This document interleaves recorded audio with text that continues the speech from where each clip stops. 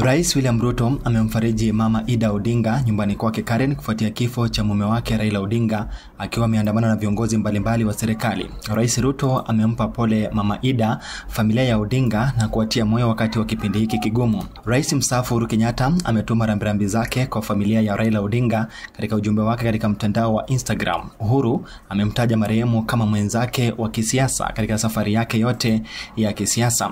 Wakati huo kinara wa chama cha DCP nchini Kenya Rigathi Gachagua amemwomboleza Odinga kama mtu aliye na heshima kubwa nchini Kenya na kimataifa. Akiungana na Wakenya wote kuomboleza kifo cha aliyekuwa waziri mkuu Raila Odinga, kupitia ujumbe wake katika mtandao wa kijamii wa X, amemtaja kama baba wa demokrasia na shujaa shupavu wa ukombozi wa pili wa taifa. Rais wa Tanzania Samia Suluhu ametuma salamu za rambirambi kupitia ukurasa wake wa Instagram.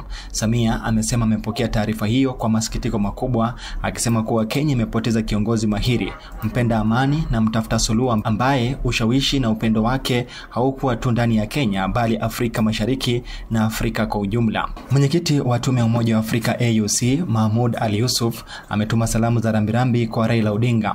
Kwa niaba ya Umoja wa Afrika, vyombo vya taasisi zake, mwenyekiti huyu ametuma salamu za rambirambi kwa familia ya Odinga, serikali na wananchi wa Kenya na Afrika nzima inaomboleza msiba huu mkubwa. Amemtaja Odinga kama mtu mashuhuri katika maisha ya kisiasa na mpiganaji dhabiti wa demokrasia, utawala bora na maendeleo yanayozingatia watu, na ameacha alama isiyofutika sio tu kwa Kenya bali katika bara nzima la Afrika. Rais wa Zambia Hakainde Hichilema vile ametuma salamu za pole kwa familia ya Odinga. Katika taarifa yake kupitia mtandao wa X, amesema amesikitishwa kusikia kifo cha aliyekuwa waziri mkuu wa Kenya Raila Odinga, akimtaja kama mtetezi mkuu wa demokrasia. Kifo cha Raila Odinga kimesababisha uchungu na simanzi kwa wafuasi wake na Wakenya kwa ujumla. Bungeni, wabunge wa ODM waliangua vilio baada ya kupokea habari hizo za kuhuzunisha.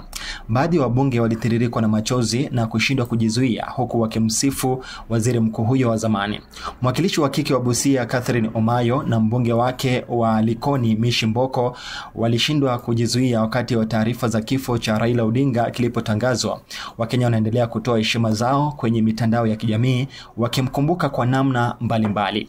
Nikiripotia Mtaani Radio, jina langu ni Boniface Onsongo.